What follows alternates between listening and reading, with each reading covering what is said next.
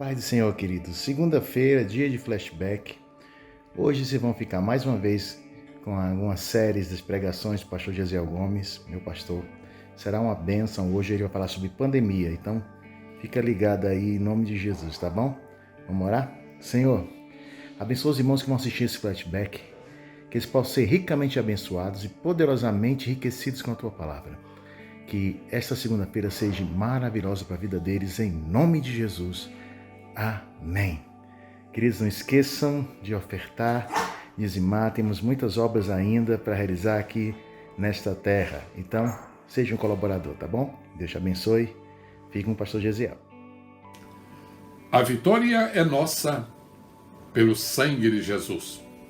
De acordo com o que nós havíamos prometido, aqui estamos para, ao vivo, lhes trazer uma mensagem da Palavra de Deus e depois uma comunicação muito especial.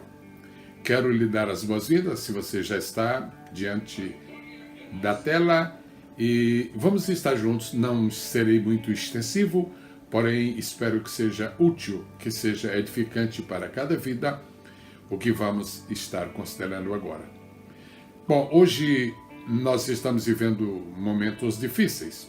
Hoje é precisamente o dia 20 do mês de março do ano de 2020.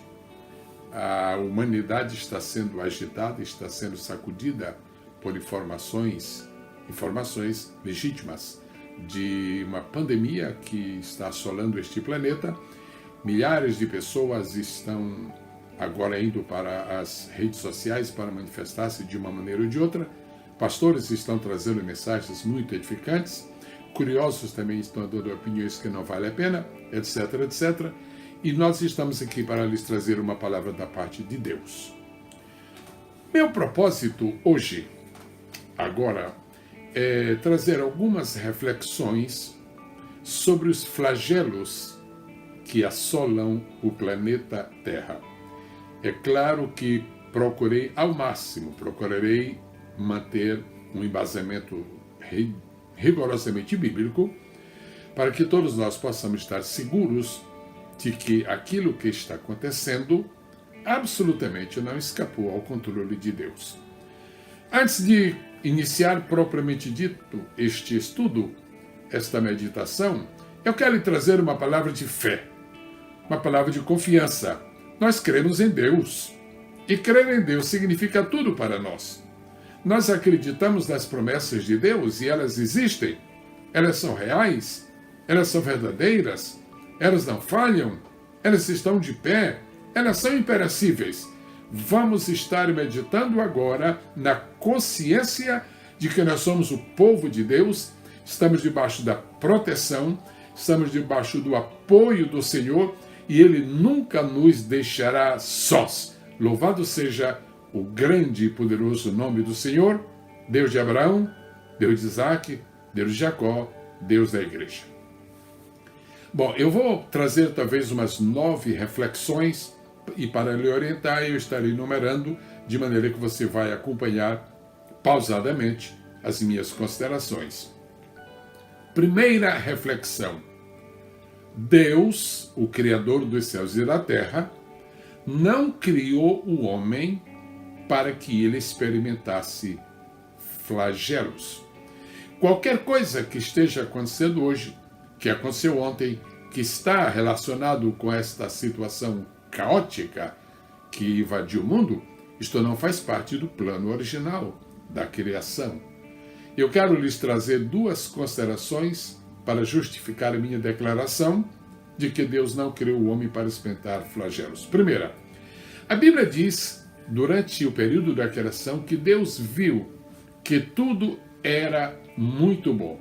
E como dores, pesadelos, enfermidades, desconfortos, etc, etc, não são bons para Deus, é claro que isto não fazia parte do plano original.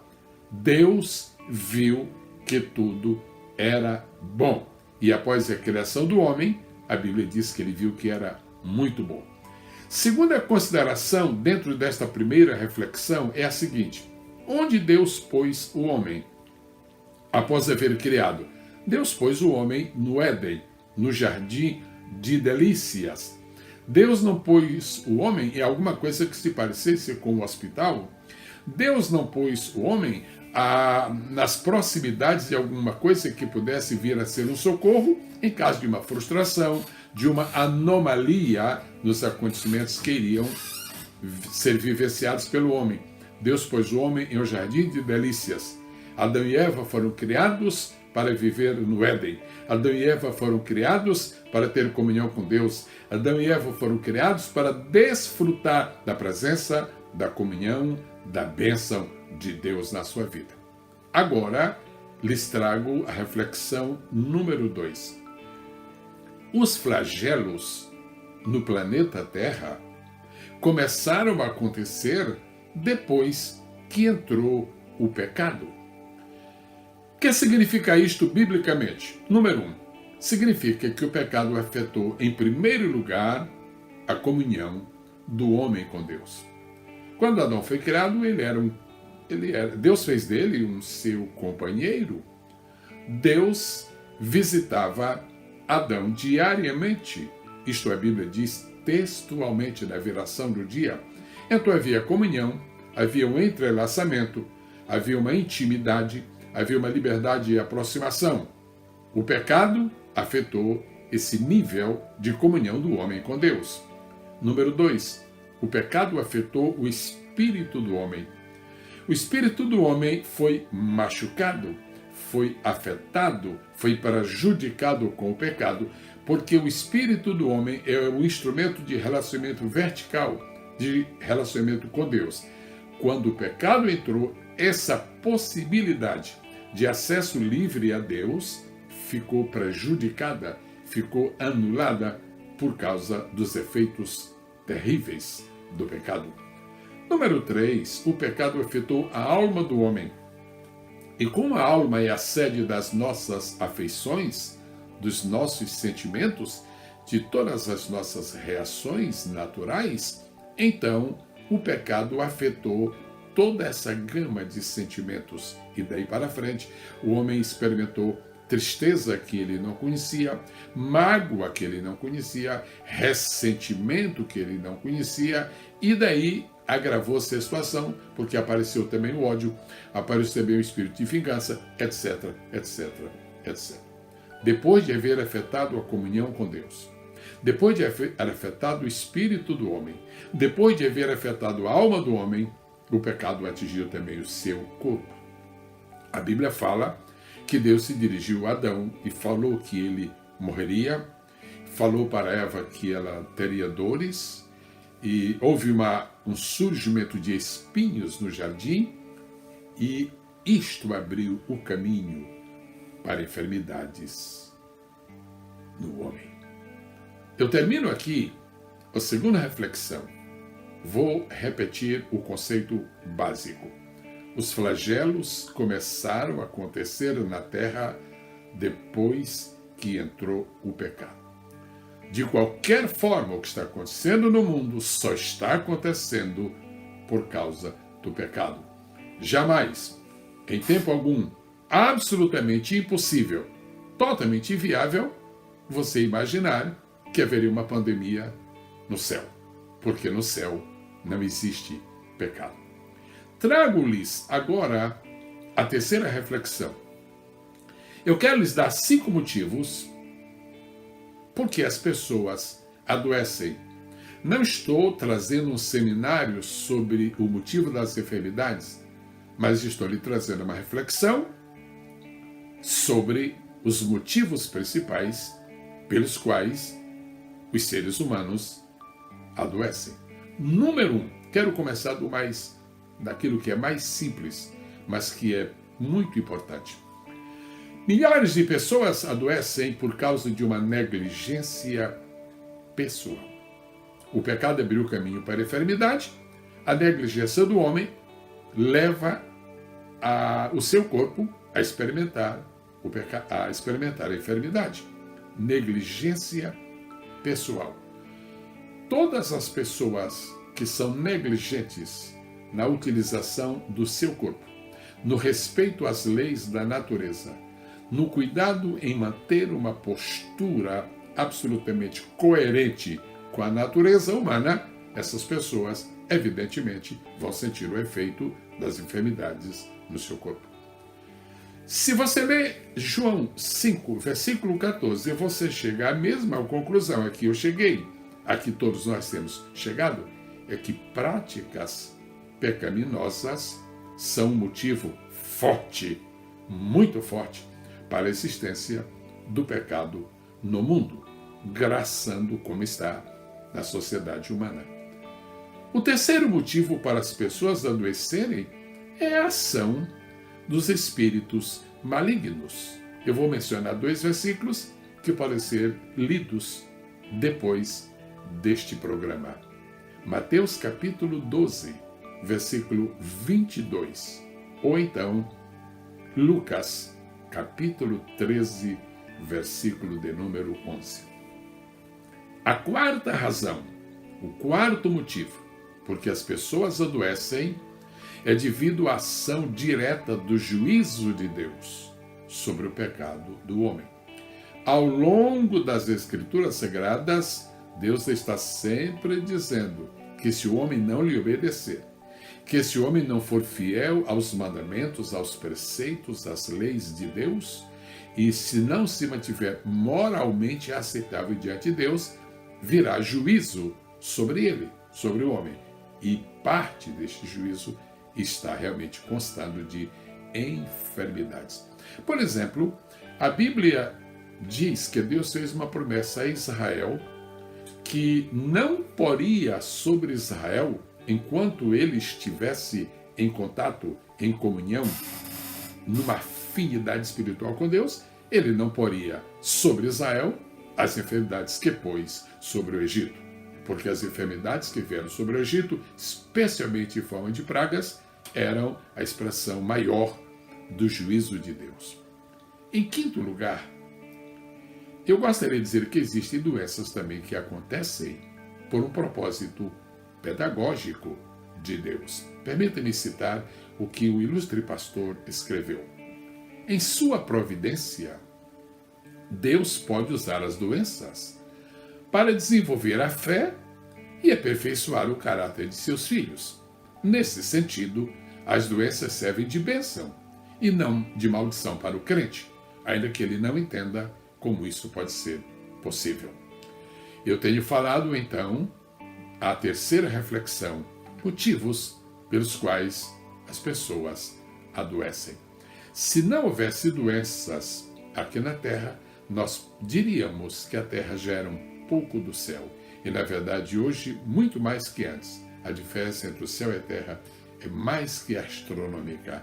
É impossível de ser mensurada. Minha quarta reflexão sobre o que está acontecendo no mundo, particularmente agora nesta pandemia do coronavírus.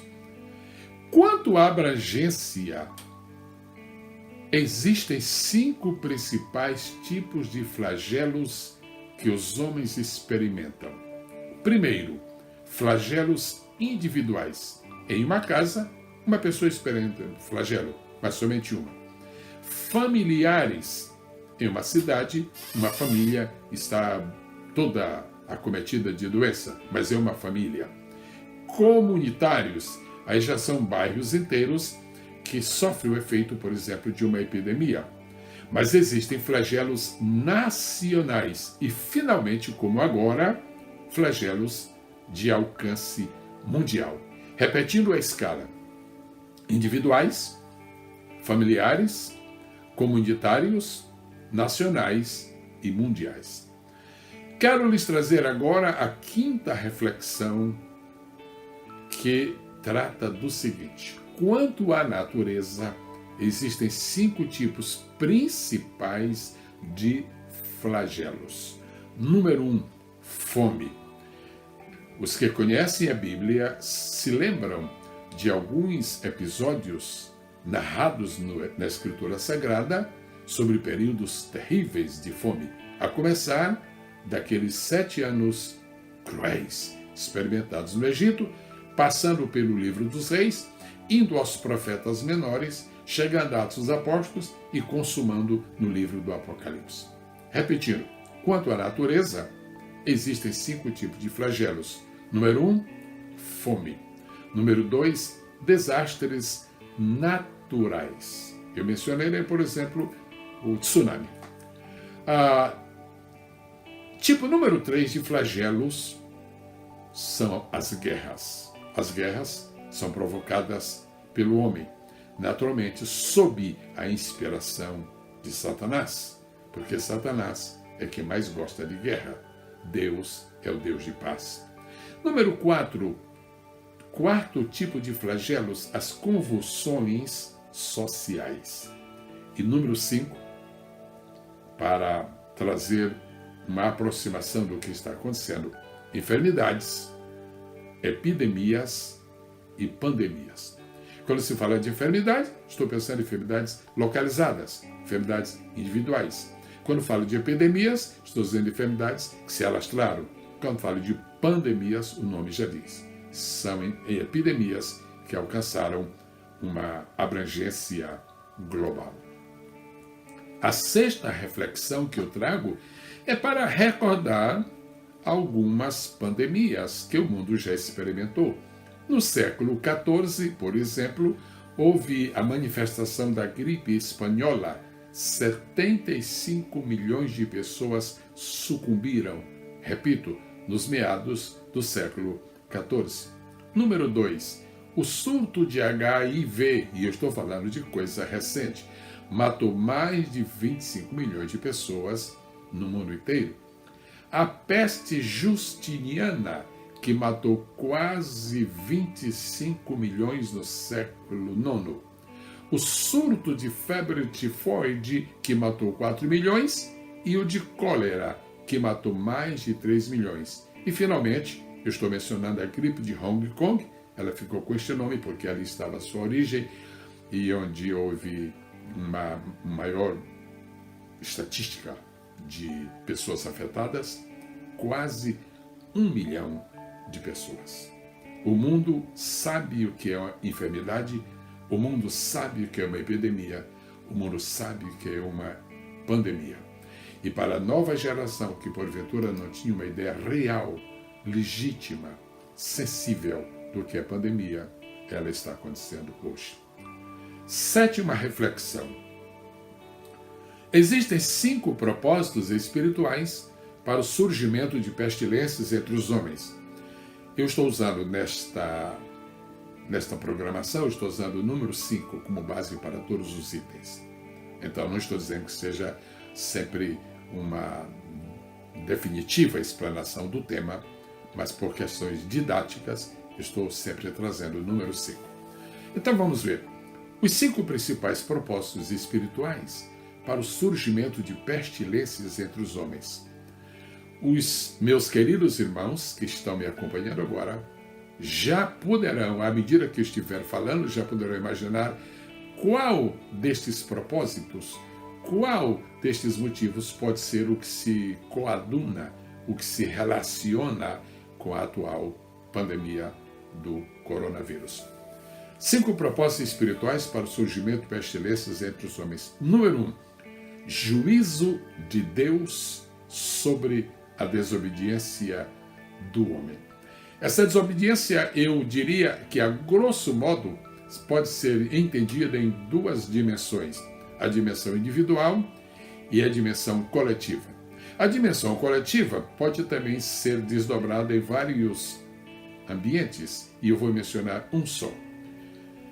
O que é que os meus queridos irmãos que me acompanham agora, ou estarão me acompanhando posteriormente, o que é que os irmãos pensam sobre o comportamento de Deus no tocante aos países cujos governos estão editando leis contrárias a Deus, contrárias à justiça de Deus, contrárias à santidade de Deus, contrárias à sabedoria de Deus, contrárias ao temor de Deus, contrárias ao caráter de Deus, contrárias à moral de Deus. Para muita gente, fazer leis é uma questão de somenos importância, mas não é. Eu gostaria de dizer que cada vez que um governo aqui na Terra estabelece, através das suas autoridades constituídas para este fim. Estabelece leis que atentam contra Deus. Esse governo, esse país está, de uma maneira ou de outra, atraindo juízo de Deus. Esse juízo pode vir imediato, pode vir a médio prazo e pode vir posteriormente. O segundo propósito espiritual para o surgimento de pestilências entre os homens, ao longo da Bíblia nós encontramos isto, era uma forma de Deus manter Israel sob disciplina. Por exemplo, no livro de Juízes, quantas vezes Israel se afastou de Deus? Quantas vezes Israel, povo de Deus, povo comprometido com a santidade de Deus, se voltou para os ídolos? E Deus usou de pestilências também como forma de juízo para disciplina do seu povo. Número 3.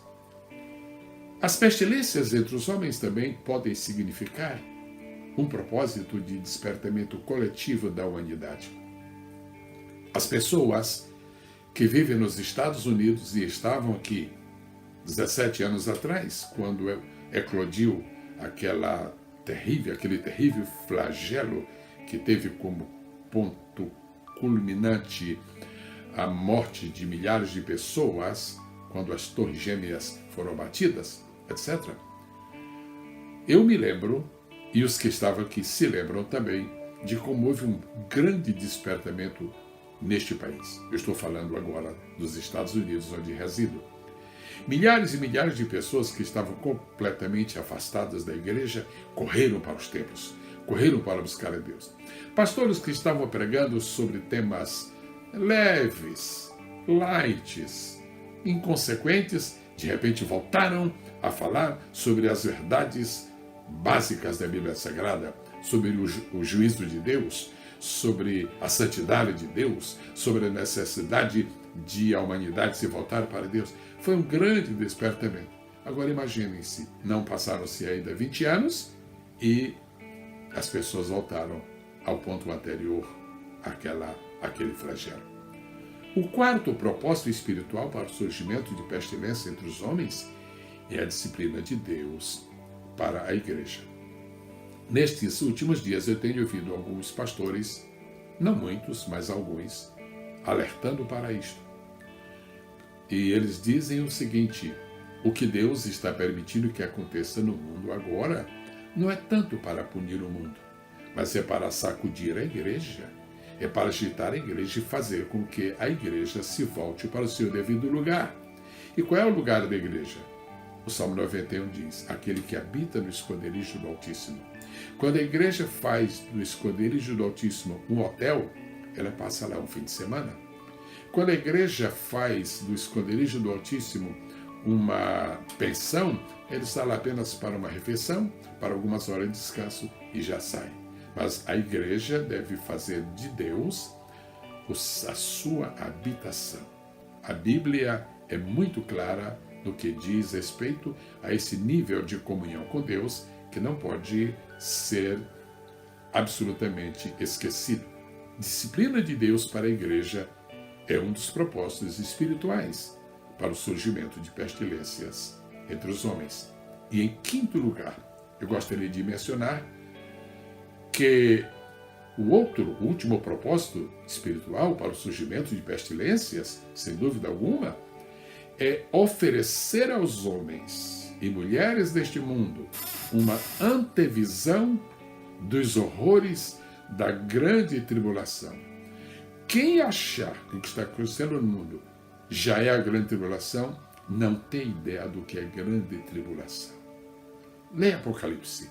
Apocalipse a partir do capítulo 4, valendo, e até o capítulo 18, por exemplo, é quase impossível de imaginar e é quase impossível de suportar a leitura com meditação daquilo que está descrito em Apocalipse. Serão os horrores da grande tribulação. Pois bem, uma pestilência atualmente no mundo fornece uma antevisão. A igreja se lembra então, a igreja reflete então que na verdade é preciso voltar para Deus, é preciso estar preparado para a volta de Jesus e de todas as maneiras, evitar o pior, que é a plenitude da grande tribulação. Epidemias e pandemias no quadro profético da Escritura. Por exemplo, Evangelho de Lucas, palavras textuais de Jesus. Haverá grandes terremotos. E em vários lugares, fomes e pestilências. E haverá terrores e grandes sinais no céu. Como parte no impressionante contexto do sermão profético, Jesus menciona, número 1, terremotos. Número 2, fomes. Número 3, pestilências. Número 4, terrores. Número 5, sinais. Nós estamos vivendo algo que nos obriga a meditar o que Jesus falou. Apocalipse capítulo 6, versículo 8. E olhei, e o nome do cavaleiro era Morte, e Hades, o Hades o seguiu, e eles receberam autoridade sobre um quarto da terra para matar com espada, e com fome, e com pestilência, e por animais selvagens da terra. Aqui existem vários elementos que seriam instrumentos para a morte, para a mortandade dos homens. Espada, fome, pestilência, animais selvagens da terra. Interessante, nós estamos experimentando, no caso, um deles. Apenas um. Graças a Deus, apenas um.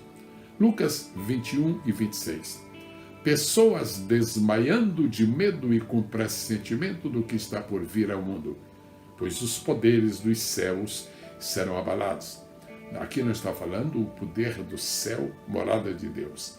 Aqui não está falando o poder do céu, trono de Deus, mas como há vários céus. E, na verdade, no grego está a palavra que se refere mais ao universo, que não é um universo espiritual relacionado com a morada de Deus. Meus irmãos, eu estou prestes a concluir esta mensagem, mas eu não posso concluí-la com uma perspectiva de medo, de terror, de assombro. Eu desejo finalizar estas minhas palavras trazendo para a meditação de todos 5 palavras-chave para cada membro da Igreja de Cristo neste momento de crise. Posso repetir?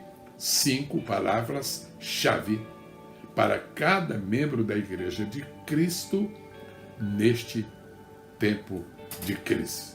Não custa nada recordar esse trocadilho.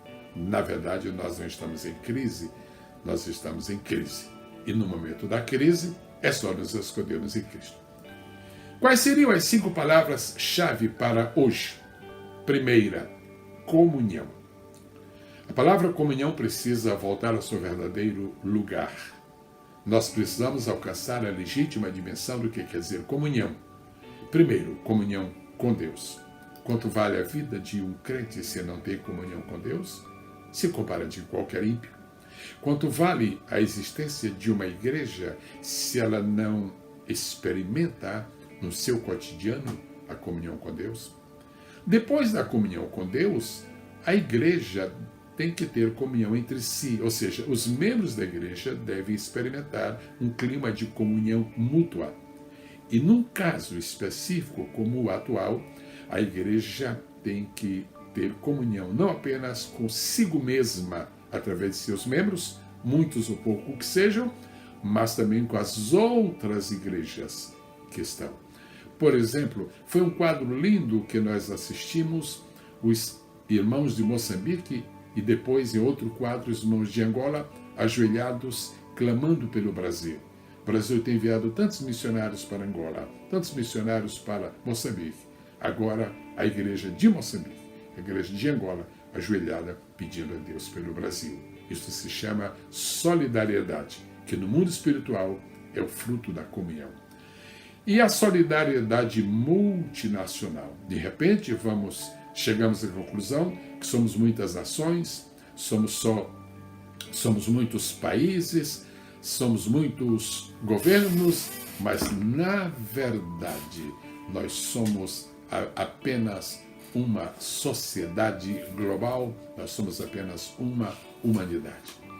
A informação mais recente que nós temos é que nas últimas 24 horas, mais de 600 pessoas morreram na Itália.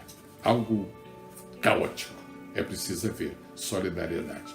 Palavras-chave para esta hora. Primeira, comunhão. Segunda, reflexão. Como reflexão? Reflita, meu irmão. Se você está achando que é terrível o que está acontecendo agora, imagine da grande tribulação. Pastores que estão em casa fazendo cultos online, membros que estão em casa assistindo os cultos também online, lembrem-se disto. Reflitam agora. O que estamos experimentando não é o pior será quando vier a grande tribulação. Primeiro, comunhão. Segundo, reflexão. Terceiro, demonstração. Vamos demonstrar ao mundo que nós somos diferentes. Nós não somos melhores nem piores que ninguém, mas somos diferentes. Somos o povo de Deus.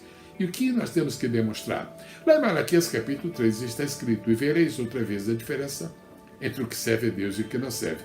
É hora de os crentes mostrarem para o mundo seu equilíbrio, sua sobriedade, sua equidade, sua paciência, sua perseverança, seu temor a Deus. É hora de nós demonstrarmos ao mundo que nós temos Deus dentro de nós.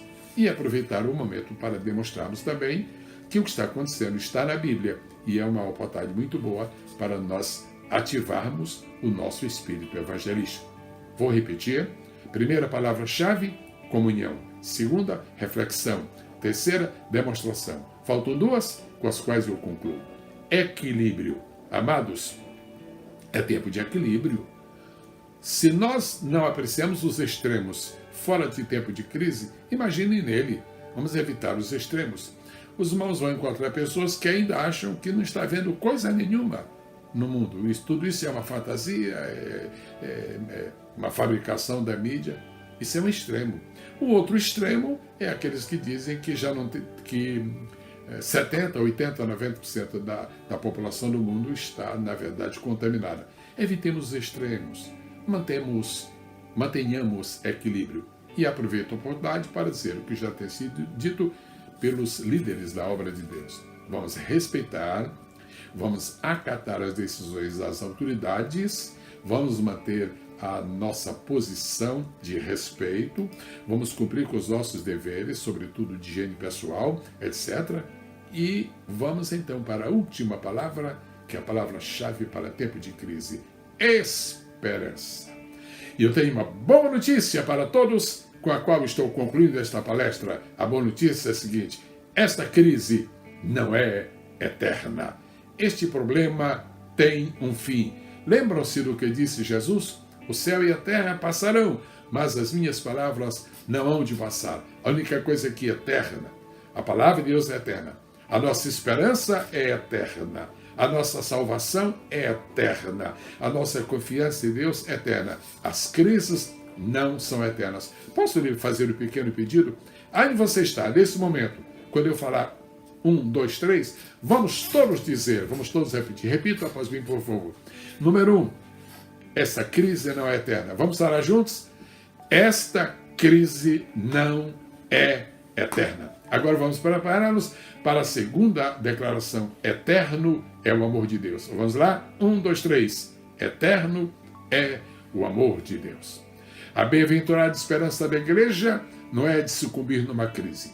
A bem-aventurada esperança da igreja não é ser engolida pelo coronavírus. A bem-aventurada esperança da igreja é o arrebatamento. A bem-aventurada da igreja é morar no céu. A bem-aventurada esperança da igreja é, na verdade, aguardar o noivo que está vindo, o rei que está voltando, o Senhor que está chegando. Muito bem, estamos chegando ao fim. Não estamos chegando ao fim. Para nós não existe fim. Nós vamos ser transportados da terra para o céu. E como que a igreja vai ter fim? Agora o programa sim. Eu tenho agora a grande informação para lhes dar. Esta palestra que acabo de ministrar, ela está baseada na Bíblia Sagrada. Quando se fala de Bíblia, se fala do maior livro que existe na face da terra. Quando se fala de Bíblia, se fala da palavra viva, eterna, poderosa. Pois bem, eu estou lançando um curso de bibliologia. Você gostaria de saber o que eu trago nesse curso de bibliologia? Eu estou trazendo uma introdução à Bíblia Sagrada, algo especial para você meditar e para você repartir com muitas pessoas, inclusive se você é um obreiro, se você é um pregador. Eu tenho um capítulo desse curso especialmente destinado a trazer 20 motivos para todo crente ler, para todo crente estudar, para todo crente meditar e para todo crente proclamar a palavra de Deus. Nesse curso eu estou trazendo 20 nomes e títulos especiais da Bíblia Sagrada. Alô, pregadores! Alô, estudantes da Bíblia! 20 nomes e títulos da Bíblia Sagrada. Agora, um outro capítulo desse curso é o seguinte: como a Bíblia chegou até nós? Como foi mesmo que a Bíblia chegou? E, finalmente, por que a Bíblia não se acaba? Por que ninguém destrói a Bíblia? Você sabe que alguns das maiores eminentes figuras da história da humanidade disseram palavras extraordinárias sobre a Bíblia? Eu trago algumas sentenças belíssimas sobre a Bíblia e tudo isso eu quero compartilhar com você. O último capítulo é uma visão panorâmica da Bíblia Sagrada. Não é apenas saber quantos livros, quantos capítulos, quantos versículos. Não, muito mais. Vamos penetrar. Não é um curso para esquiadores. É um curso para mergulhadores da palavra de Deus.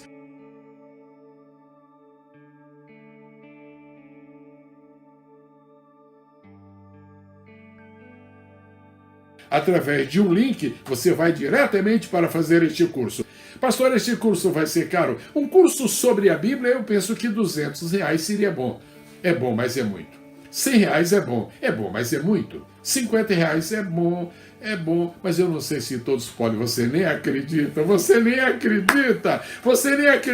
no que eu vou falar aqui agora. R$48 é o preço desse curso, com direito a certificado e com direito a participar do meu grupo de mentoria pelo Telegram. Impressionante. Pastor Moças, o primeiro já se manifestou? Já se manifestou primeiro. Dizem que o mais difícil é o primeiro, agora estão vindo outros. Mas ainda tem uma notícia muito especial. Além de ser apenas R$48 este curso, se você o adquirir por boleto, você pode pagar até em 5 vezes. E qual é outra notícia muito boa? É que se você mora nos Estados Unidos, vai sair um pouquinho menos de 48 para você, porque você vai pagar apenas $10. E o nosso dólar, o dólar aqui é forte, né? Impressionante. Muito bem.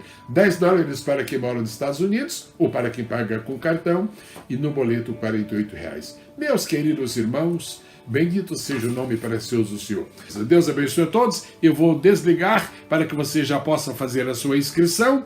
Imediatamente comece a participar do curso bíblico online. Uma pergunta final, é uma enquete, rapidinha. Você acha que valeria a pena eu preparar, assim, a curto prazo, uma apostila sobre este assunto que eu falei? Você acha que vale a pena desdobrar este assunto e trazer um e-book? Você se apresentaria para adquirir? Se 50 pessoas disserem que vale a pena, por amor aos 50, eu vou fazer isso. Está lá na Bíblia, né? Por amor aos 50. Deus abençoe a todos, no nome extraordinário, santíssimo e precioso de Jesus. As crises passam, Cristo continua. A vitória é nossa, pelo sangue de Jesus.